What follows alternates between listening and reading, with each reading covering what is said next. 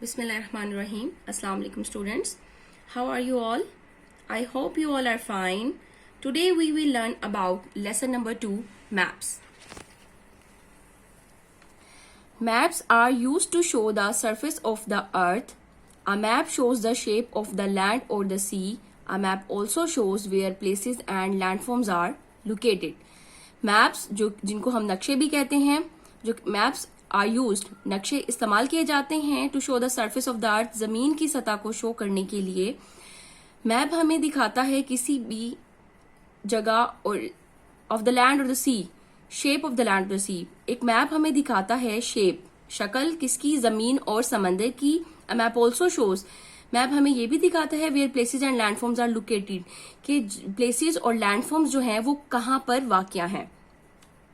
Now you can see the map of the Pakistan. It is a map of Pakistan in which you can find different cities.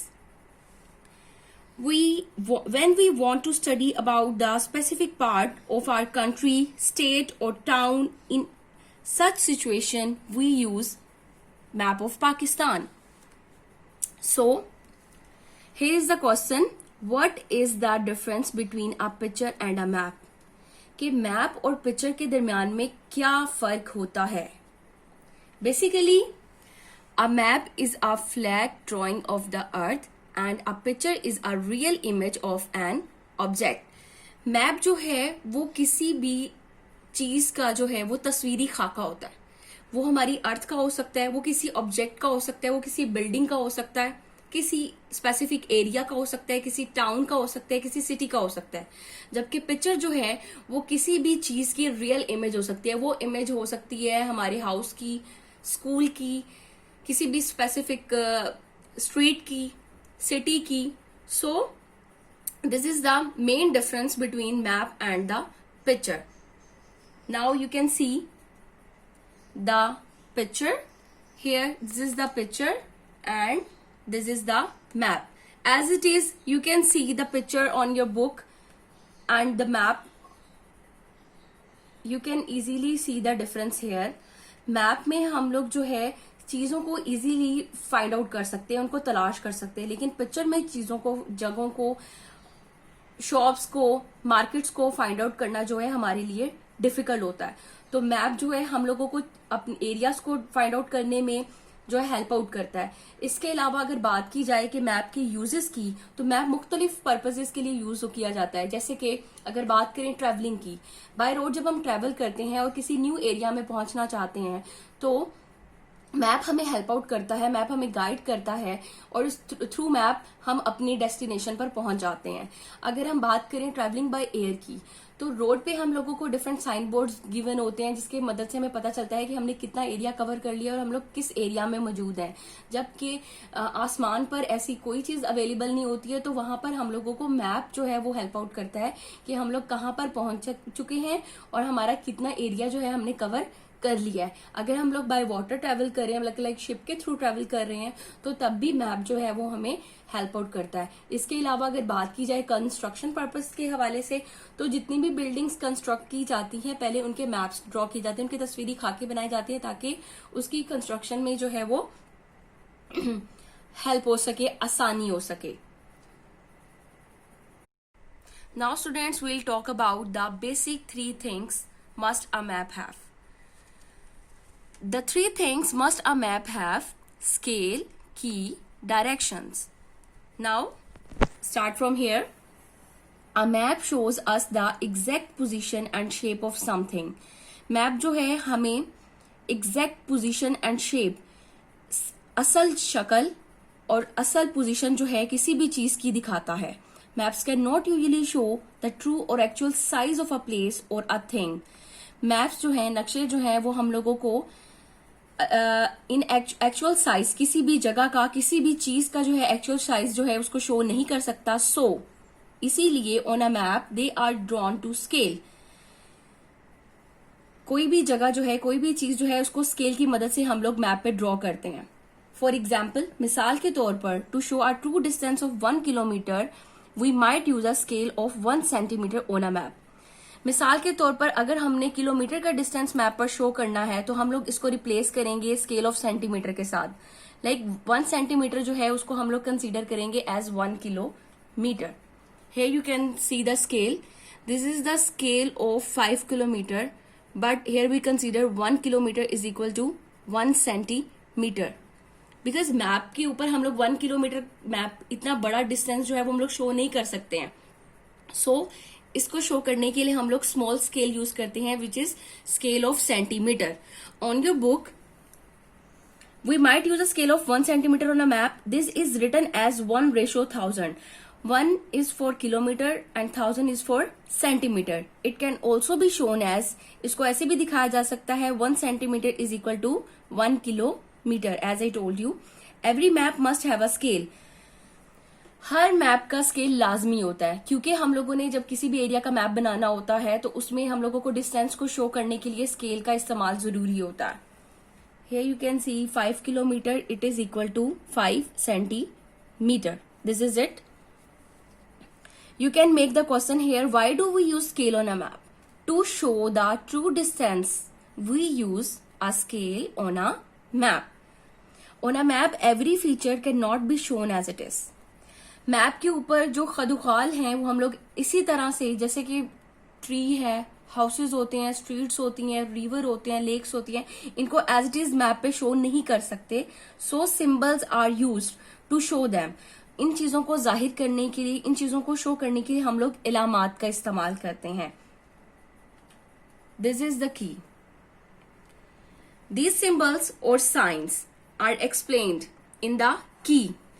Map के ऊपर जो भी symbols और science इस्तेमाल किए जाते हैं वो एक की में जो है वो हम लोगों को शो कर दिए जाते हैं, जिसकी मदद से हम लोगों को मैप को रीड करने में आसानी होती है. जैसे कि यहाँ पे ये ट्री बना हुआ है जो कि पार्क को रिप्रेजेंट कर रहा है. यहाँ पे रेलवे रोड है, ये ब्लैक लाइन आप देख रहे हैं, ये शो कर रहा है कि ये एक रेल रोड है. देन रोड के लिए इन्होंने ब्लू लाइन शो की गई है. So this is the key. Through the help of key we can easily read any map. For example, a river is shown as a wavy blue line. On your book they are saying कि मिसाल के तौर पर एक river को show करने के लिए हम लोग एक वेवी ब्लू लाइन ड्रॉ कर सकते हैं. फॉर अ फॉरेस्ट, जंगल के लिए वी शो ट्रीज, दरख्तों को शो कर सकते हैं. दीज सिंबल्स और signs are explained in the key. इन सिंबल्स को, इन इलामात को हम लोग एक की में जो है वो एक्सप्लेन करते हैं, उसकी वजाहत करते हैं. फिर इसकी मदद से जो है हम लोग इजीली मैप को रीड कर सकते हैं. Every map must have a key. As I told you before, every map must have a 3 things which is scale, key and directions. It is important to show directions on a map. Map के ऊपर directions को, सिमतों को show करना बहुत अहम होता है, बहुत इंपॉर्टेंट होता है. In order to locate a place, किसी भी जगह को लोकेट करने के लिए डायरेक्शंस का होना बहुत जरूरी है. These are the 4 cardinal compass directions: north, south, east and west. You can see here, these are the cardinal directions: north, south, east and west. On a map, this is shown as NSEW as it is. जैसे कि आपको सामने picture नजर आ रही है, इसी तरह map के ऊपर डायरेक्शंस को शो किया जाता है. N stands for north, S stands for east, S stands for south, E stands for east, W stands for west. On a map, this is shown as NSEW. A book of maps is called an atlas. Now, atlas is basically a book of map. Here you can see, this is the book of maps, which is called atlas. Atlas of the world. ये आपके सामने atlas of the world है. इसमें पूरी दुनिया के नक्शे given होते हैं जो कि हम लोगों को हेल्प आउट करते हैं डिफरेंट पर्पसेस के लिए. As I told you, we use map for when we study about the specific part of the earth, about our country, earth, any state or town. In such situation, we use the book of map for different purposes. There are 7 large areas of land shown on the world map. Here, 7 large areas of land shown here: North America, South America, Antarctica, Africa, Europe, Asia, Australia. These are the 7 large areas of land which are shown on the world map. These are called continents. ये क्या कहलाते हैं? Continents कहलाते हैं, जिन्हें हम बरे आजम या खुश्की के खिते भी कहते हैं। दे ऑल हैव नेम्स, इन सब के नाम होते हैं। The oceans and seas have names too, जितने भी बहर और बहीरे जो मौजूद हैं हमारी जमीन पर, उनके भी नाम हैं। As you know, our earth is divided into two parts, land and water. The land areas are called continents and the watery area is called oceans. There are 7 continents here: North America, South America, Antarctica, Africa, Europe, Asia, Australia.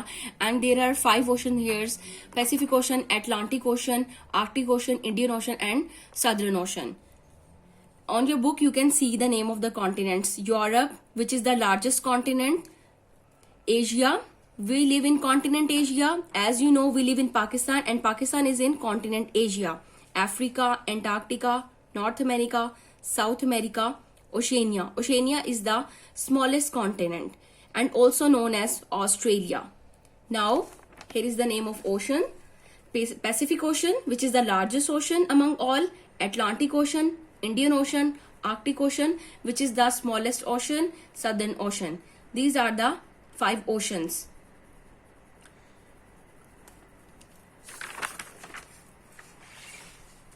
At the page 10, a map of the world on your book. This orangish part is showing the continent and the sky blue part is showing the ocean here.